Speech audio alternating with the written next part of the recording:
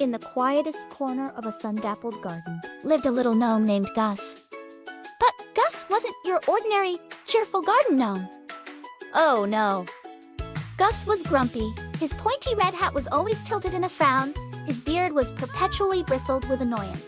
And his little stone eyes glared at everything and everyone. Every morning, the daisies would wake up, stretching their white petals to the sun. "Good morning, Gus." They'd chime in their sunny voices. Gus would just grunt. HMPH. What's so good about it? The sun's too bright. The roses, with their velvety petals and sweet perfume, would try next. Lovely day for a chat, isn't it, Gus? They'd whisper. Chata, chata, chata! All you flowers ever do is talk, Gus would grumble, turning his back to them.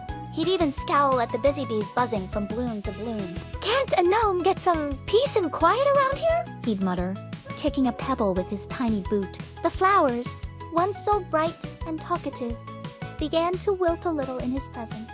Their conversations grew softer. Their petals drooped just a bit, and the garden, once filled with joyful whispers, became a little quieter.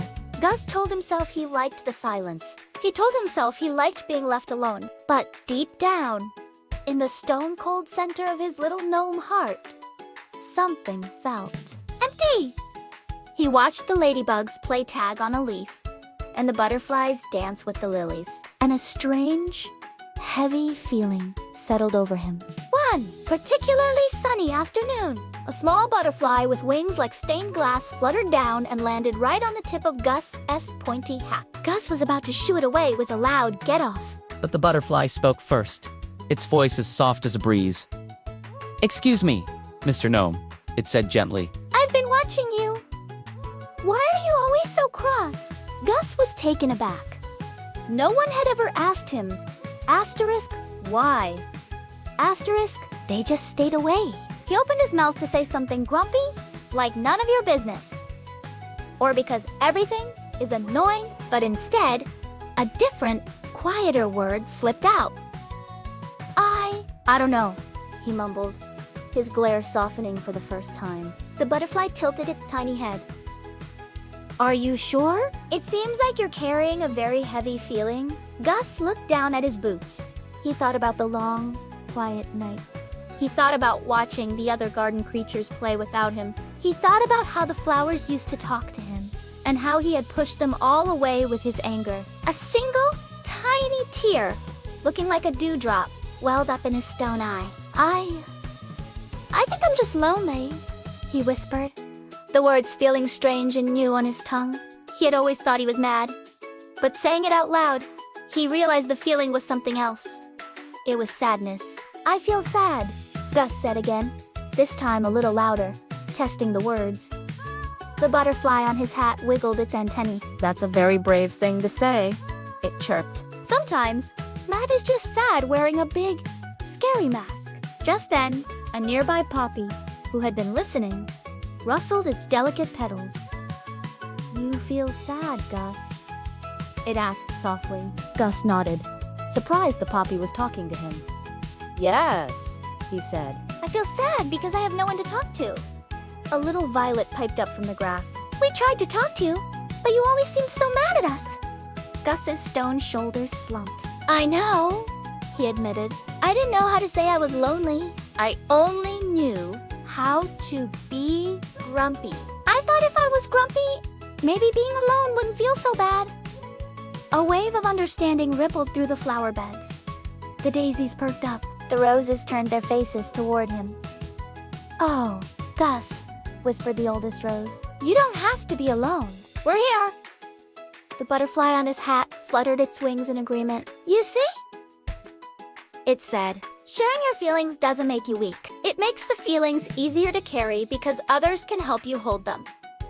From that day on, things in the garden began to change. Gus started his mornings differently. When the daisies said, "Good morning, Gus," he would try his best to smile and say, "Good morning to you, too." It felt a little strange at first, but it got easier. He learned to listen to the roses' stories about the morning mist and the violets, secrets about where the sweetest dew collected. He even started sharing his own stories. He told them about what it was like to be a gnome, to stand still for so long, to watch the seasons change from green to gold to white and back again. He told them about the funny shapes he saw in the clouds and the songs the wind sang through the trees at night. The flowers were fascinated. They had never heard a gnome's perspective before. Sometimes, the old grumpy feeling would bubble up. Maybe a clumsy beetle would trip over his foot, or the rain would be a little too cold. The old Gus would have yelled, but the new Gus would take a deep breath and say, "I'm feeling a little frustrated right now," or "I'm feeling a bit sad today." And the flowers would listen, the poppies would rustle soothingly, and the daisies would shine their faces at him. And he would remember that he wasn't alone with his feelings anymore. Gus learned the most important lesson a grumpy gnome could ever learn. That underneath the anger and the scowls, there was just a heart that wanted to connect. By learning to say, "I feel sad" instead of "I am mad," he had opened a door. And through that door came friendship, laughter, and the warm, sunny feeling of belonging. His corner of the garden was no longer the quietest. It was filled with the gentle hum of conversation, the stories of flowers, and the happy chuckles of a gnome who had finally found his place. And Gus, the once grumpy garden gnome, was grumpy no more. His pointy red hat seemed to sit a little straighter. His beard looked a little softer, and his stone eyes, once so full of glares, now held a permanent, happy twinkle. Thank you so much for watching this little story about Gus.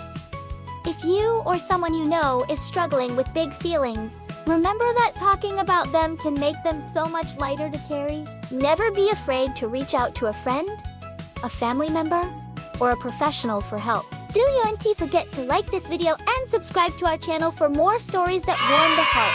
See you next time.